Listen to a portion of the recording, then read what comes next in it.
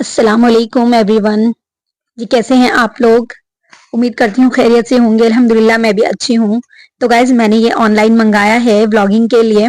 मैंने सोचा इसमें अलग से दुपट्टा लेना नहीं पड़ेगा और ये मुझे बहुत ही प्यारा लगा।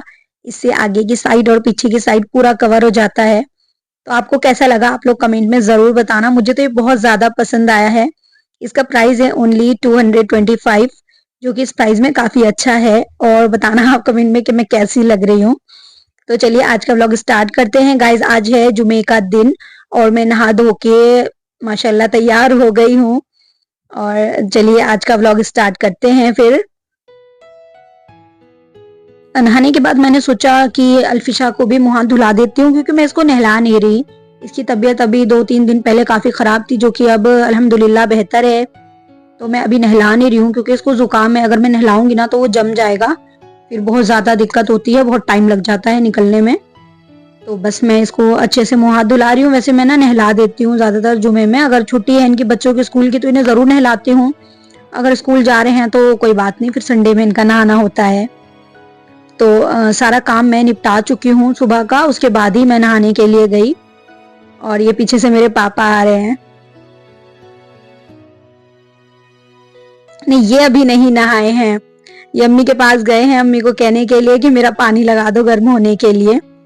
और इनको बहुत जल्दी रहती है नहाने की, कि फटाफट जो मैं जल्दी से नहा के तैयार हो जाऊं। माशाल्लाह से मेरे पापा इतने अच्छे हैं कि अजान होती है तो फटाफट, मतलब जमात का भी इंतजार नहीं करते, फटाफट से अपना रेडी हो जाते हैं और मस्जिद पहुंच जाते हैं। जिससे होता है ना कि लोग कि अभी टाइम है, अभी टाइम है, नहीं, अजान होते ही फटाफट से माशाल्लाह वजू करते हैं और निकल जाते हैं।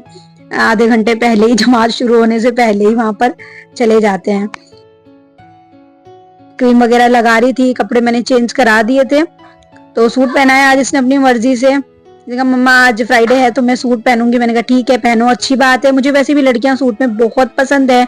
तो जो मेरे सूट में से कपड़े बचते हैं या घर में अम्मी वगैरह बहन के कपड़े बच जाते हैं ना, क्योंकि मैं ही सिलती हूँ, तो मैं इसकी छोटी छोटी कुर्तियां बना देती हूँ या पैंट कट बना देती हूँ, तो वो ये पहन लेती है और अच्छी लगती है। और वैसे ना हमारे मोहल्ले में कपड़े वालों की जो शॉप है, उनके यहाँ भी ना टुकड़े आते हैं बिकने के लिए। 40, 50, 60, 80 इस तरह से बिकते हैं वो टुकड़े अलग अलग पीस में।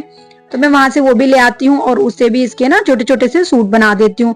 अभी मैंने पीछे इसकी नायरा फ्रॉक बनाई 2। लेकिन वो ये ना पहनती नहीं, कहती मम्मा अनकंफर्टेबल रहता है, कुर्ती सही रहती है। वो ना फ्रॉक काफी घेरदार होती है तो मुझसे पहनी नहीं जाती। हालांकि नायरा में इतने घेर नहीं होते, पर फिर भी ये पहनती नहीं, अनकंफर्टेबल लगता है इसको।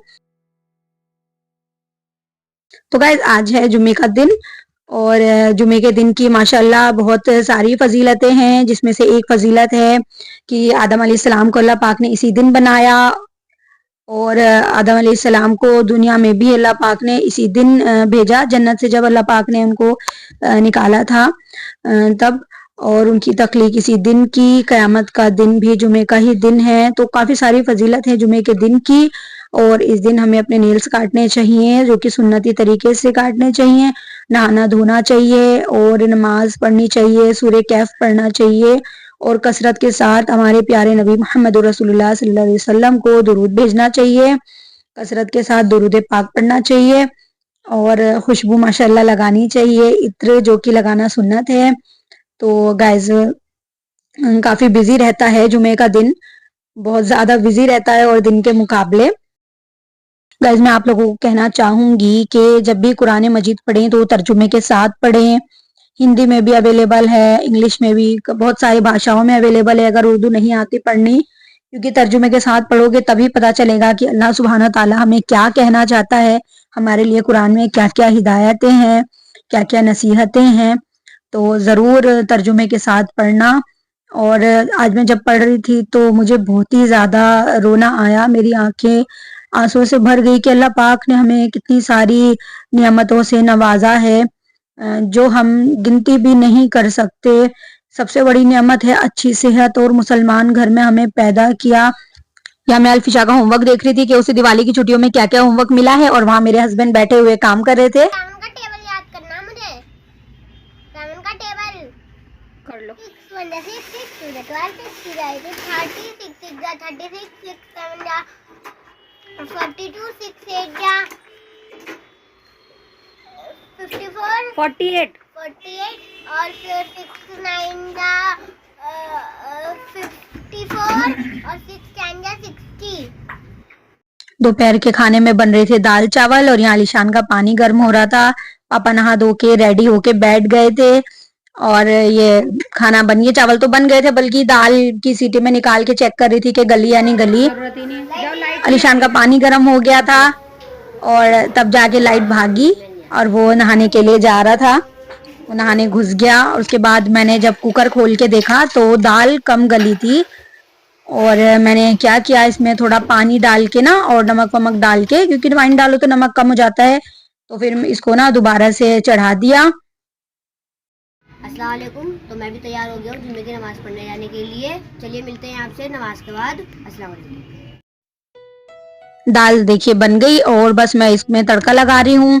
तो इसे हम कहते हैं केवटी की दाल। मेरी अम्मी के यहाँ कहा जाता है ना, जहाँ की है अम्मी, तो वहाँ इसको केवटी की दाल कहा जाता है। और आप लोग बताना कि इसको क्या कहते हैं। और यहाँ अलीशान नमाज पढ़ के आ गया था तो कलाम पाक पढ़ रहा था।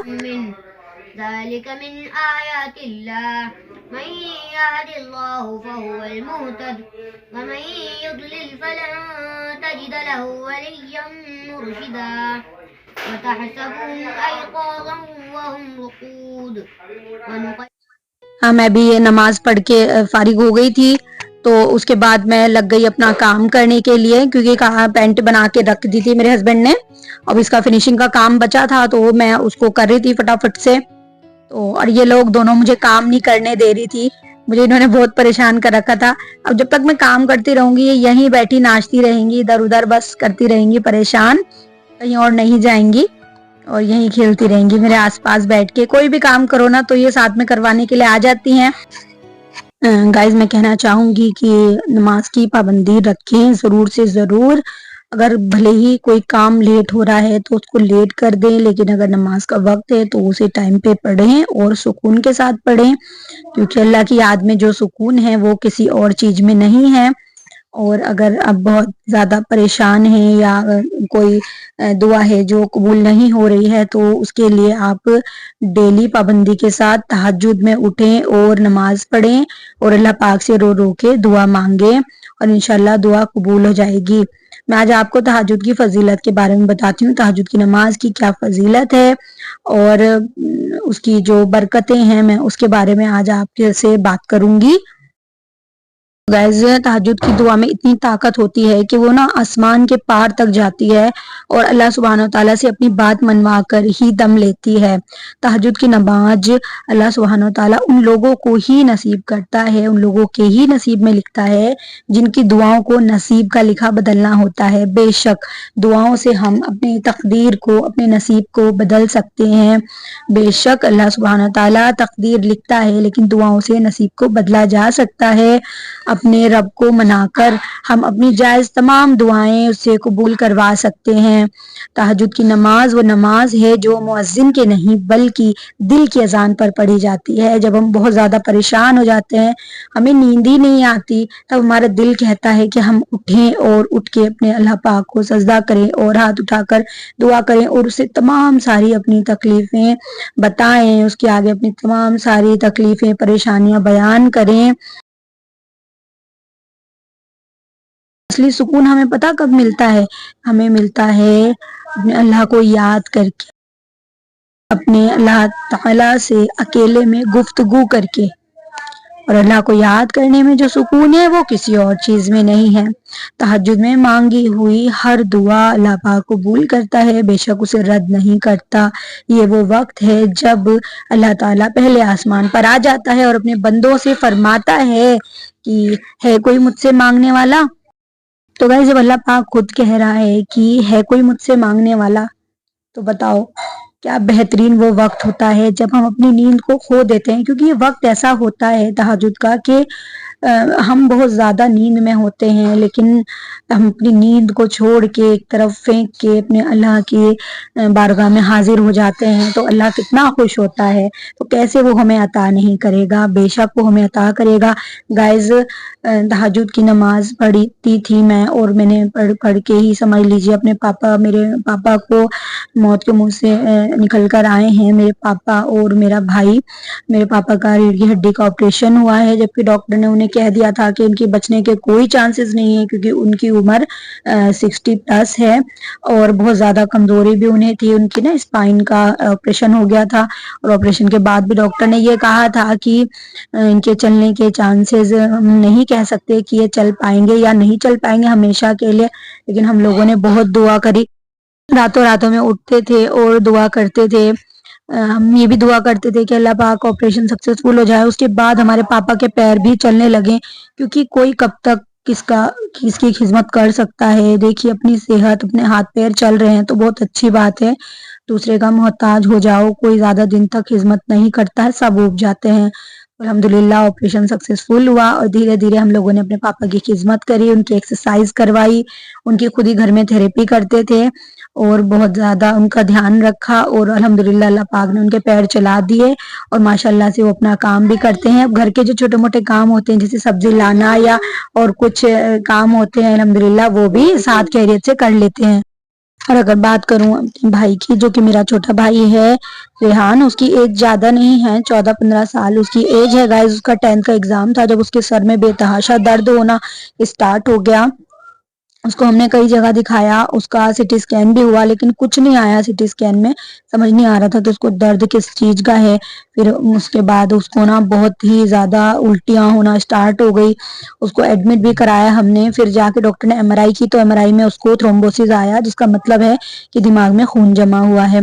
तो डॉक्टर तो ले ही नहीं रहे थे, कह रहे थे इसको दिल्ली एम्स ले जाओ, हमारे यहाँ तो कोई हॉस्पिटल है नहीं। तो गाइज आप यकीन मानिए, रातों में जग जग के, सर्दियों की करारी ठंडी रातें थी वो जनवरी की, जब हमने अपने अल्लाह को याद किया, हमने नमाज तहज्जुद की अदा की, और मैंने रो रो के भैया के लिए दुआ की, और अल्लाह पाक ने कबूल की। डॉक्टर ने उसका केस ले लिया अपने हाथ में और उसका इलाज किया, और अब अल्हम्दुलिल्लाह वो काफ़ी हद तक ठीक है, और उसकी सारी रिपोर्ट्स नॉर्मल आई। इलाज लगभग 6-7 महीने चला, लेकिन अल्हम्दुलिल्लाह अल्लाह पाक ने उसे बचा लिया। जबकि लोग तरह तरह की बातें कर रहे थे, कोई कह रहा था कि थेरेपी करानी पड़ेगी, या कोई कह रहा था कि सर्जरी भी हो सकती है। तो हम बहुत ज़्यादा डर रहे थे कि ये क्या एज है, और दिमाग का ऑपरेशन होना बहुत बड़ी बात है, लेकिन अल्लाह पाक ने उसे साथ खैरियत से हमारे पास भेज दिया। तो गाइज ये मैंने देखिए बातें बताई, और मैं आपको बताऊं कि अपना घर होना बहुत बड़ी बात है। मैं बहुत ज़्यादा परेशान रहा करती थी कि मेरा कोई घर नहीं है, मैं किराए पे रहती हूँ।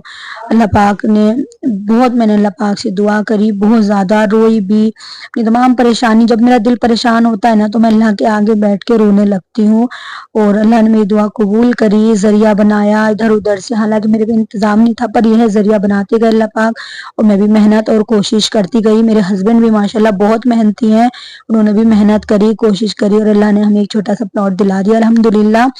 अब देखिए गाइस, मैंने आपको कितनी मतलब बता दिया है। तो अल्लाह पाक ना जायज़ दुआएं हमेशा कबूल करता है, और बस दुआ सच्चे दिल से मांगो, रोकर मांगो, और बार बार मांगो, जब तक अल्लाह पाक तुम्हें अता नहीं कर देता। तो गाइस बातों बातों में सारा काम भी खत्म हो गया, शाम का काम किया है मैंने ये, ठीक है। और शाम की बन रही है चाय, और बन के रेडी है। मेरे हस्बैंड ऊपर मशीन पर काम कर रहे हैं, तो मैं उनके लिए चाय निकाल रही थी। मैंने कहा अभी असर की अजान हो जाएगी, तो उससे पहले पहले चाय पी लेते हैं, फिर असर के बाद तो शाम के खाने की तैयारी होगी। तो बस वहीं जा रही हूँ ऊपर उनके लिए चाय लेकर, और साथ में मैंने ये मट्ठी ले ली है। शाम की चाय के साथ थोड़ा बहुत कुछ होना चाहिए, बिस्किट नमकीन या फिर मटरी वगैरह। तो ये मटरी ले ली है मैंने, और उनको चाय दे रही हूँ, बैठे हुए काम कर रहे हैं। तो गाइज कैसा लगा आपको मेरा आज का व्लॉग? गाइज अगर आपको लगता है मेरी थोड़ी भी मेहनत आपको दिखाई देती है, तो मुझे सपोर्ट कीजिएगा, मेरी वीडियो को लाइक कीजिएगा, और नए हैं तो चैनल को सब्सक्राइब कीजिएगा, वो भी बेल आइकन के साथ। गाइज मुझे आप लोगों के सपोर्ट की बहुत ज़्यादा ज़रूरत है, और आगे भी मैं यूं ही अच्छे अच्छे व्लॉग्स बनाती रहूंगी। और लाइक कीजिएगा, शेयर भी कीजिएगा, और मिलते हैं आपसे अगले व्लॉग में। दुआ में याद रखिएगा। अस्सलाम वालेकुम।